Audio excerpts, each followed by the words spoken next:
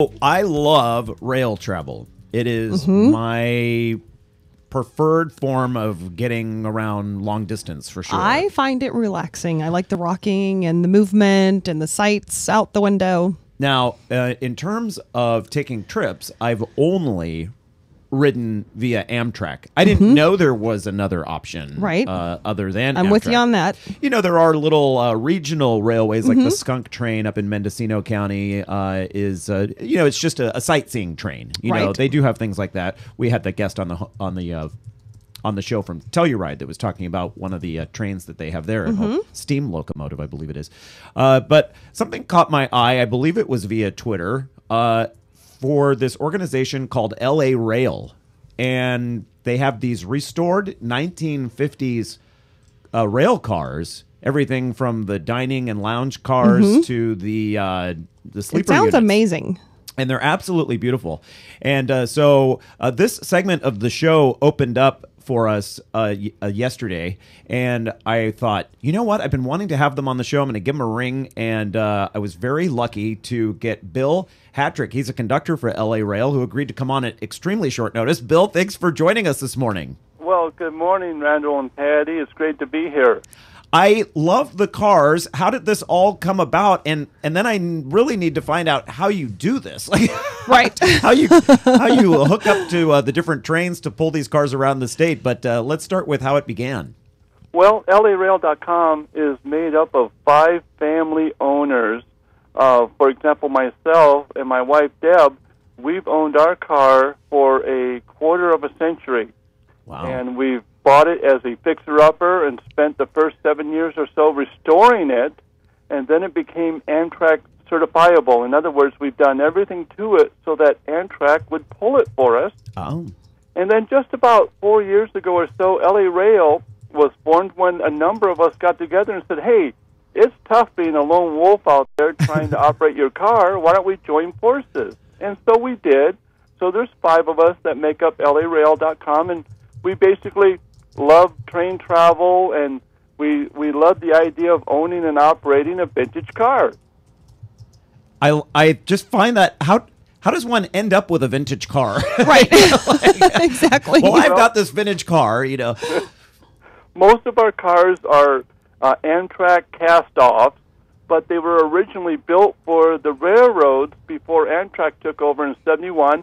My car, for example, the Overland Trail, was built in 1949 for the Southern Pacific. Oh, okay. And Wow. it served SP for most of its career and then finished a decade with Amtrak through the 70s until it was retired, and basically cast adrift and waiting for the scrap line until we stumbled upon it. Well, I'm glad you did, because Yeah. I want to apologize to our online viewers right now. Because of the short notice, I did not get a chance this morning to put pictures of pictures of it. the cars. But do yourself a favor. Look them up. Are Go- they really cool? Yeah, it's the easy web address. It's LARail.com, and take a look at how incredibly stunning these cars are. I can't imagine this was an inexpensive endeavor, Bill.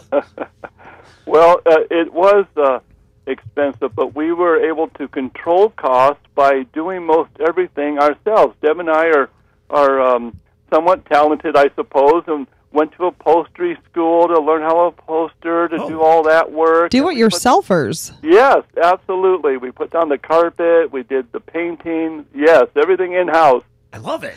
Wow. Okay, so I'm looking at your site. Like Randall said, look it up. LARail.com. Beautiful. So describe what it's like if you take this trip. What are the amenities? What do you get? Well, you really hit on it, Patty, in your opening comment there. It's the movement of the train, the scenery outside the windows, just it all adds up to something that is so incredible. I love train travel myself, and I'm always on the train wondering what's around the next corner, next curve, that is, and the excitement of departure is my favorite time, the hustle and bustle of baggage and kisses goodbye, and I just love travel, and especially train travel. On board, LARail.com provides a service reminiscent of the old days with waiters and waitresses on board to take care of customers' needs and so forth. There's always good food being served and beverages, and again, you can't hammer home too often the scenery through those big windows is always fascinating, and I'm always, like I said, wondering what's around the next curve. Bill, you can hear the passion in your voice. Yes. And it comes through via the website, and I imagine the excursions are equally as powerful. Now, you have everything from short trips, like, say, L.A. to San Diego, from that all the way up to cross-country trips. Yes, indeed. Our day trips based out of L.A., we go to San Diego, we go to Santa Barbara. Our long trips can go just about anywhere, and we put together packages for folks every year. Some of our past trips have been to the Pacific Northwest, visiting Portland, Spokane, Seattle, and even the big park up that way. Olympic? Nope. Oh. I'm sorry, I can't think of it. But Whitefish is the portal to... Yellowstone? No. I'm sorry, but anyway. Sounds like. That's okay. We've been to the East Coast, Boston. Glacier. And so on and so forth. Is it Glacier? Glacier, that was There we go. Yay, Randall. So far, I'm looking at the picture. Silver Splendor is my favorite. It has some really cool window features, although they all look really cool. Now, I've stayed in a very cramped Amtrak, what do you call those, roomettes before. And it can be comfortable, but your sleeper cars seem to go a little extra step. A little bit. The traditional accommodations that Pullman sold through the 40s and 50s, the roomette and the double bedroom are the bulk of our accommodations, although one of our cars does feature open sections. And if you remember the Lucy show, the great train robbery, yes. when he's pulling the conductor's cord there, that's what I'm talking about, the heavy curtains and so forth. One of our cars to Salisbury Beach has open sections. And so we have a nice array of accommodations. And as you alluded to, they're just a little bit nicer and more traditional than the Amtrak accommodation today. I saw a picture of one of your dining cars, and the picture looks like it's taken in someone's kitchen, somebody's. I saw that one. It has like the countertops look just like home. Right. That's some of the work that you did, or that was one of the other families involved. It sounds like it may have been the Silver Splendor, which is our dome diner, and as Patty mentioned, it has that special glass, the dome on top of the car that is fabulous. You just can't beat that view, enjoying a nice meal while you're traveling around under this dome. It's incredible. And so talk about what's your next excursion? What's the next one coming up? Our very next excursion is probably one of our local trips, maybe our Santa Barbara Vino train or our Luncheon by the Sea. Ooh, I like the Vino train. Yeah. That's one of our favorites. Count me in. Our next big trip is our Southern Comfort trip, and that's going to be going to New Orleans, Washington, and then dipping down to Miami. Whoa.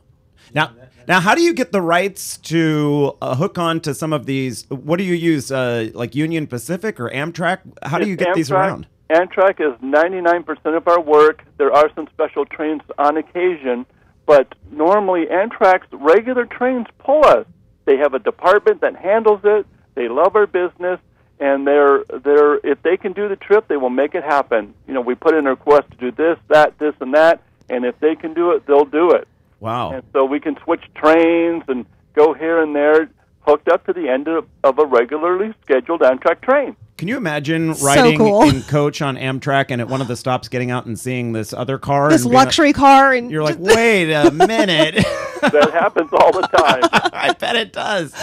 Woulda, coulda, shoulda. How young were you when this passion for trains began, Bill? Well, my grandpa was a railroader, and he instilled a love of trains in me. He even built a 2-inch scale railroad around the house. That's big enough to ride on. So you can see I had no choice but to fall in love with trains. But through junior high was really when I got a real severe fascination with trains, and especially passenger trains. A friend of mine introduced me to the local Amtrak trains running between L.A. and San Diego, and once I was on a train as a young adult, I was smitten. My fascination with trains began with trips up to Lake Tahoe from the Bay Area where I lived, and along that route, along 80, you go under a trestle at one point, and we would always, as kids, we wanted to see if a train was going over at that point. At the same time, And then as you get in the Donner Pass area, you can look across this deep valley, and the train hugs the side, and they have these avalanche guards that are up. Those are called snow sheds. Snow sheds, okay. Yes. That's where my fascination began, watching all that. Right. So cool. And you get to see parts of the country you don't get to see any other way if you're not on a train. So what's the ballpark cost for one of these trips? It varies, but the day trips, the ballpark could be, say, $150 for a day trip, and generally that would include food and beverage.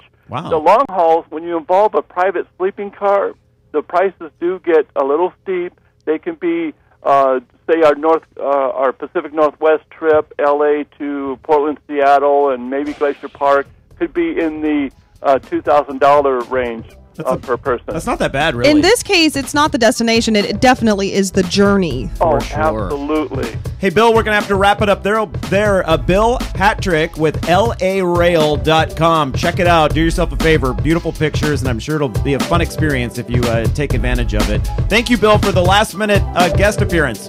Thank you, Randall, Patty. Thank you very much. Back in a moment.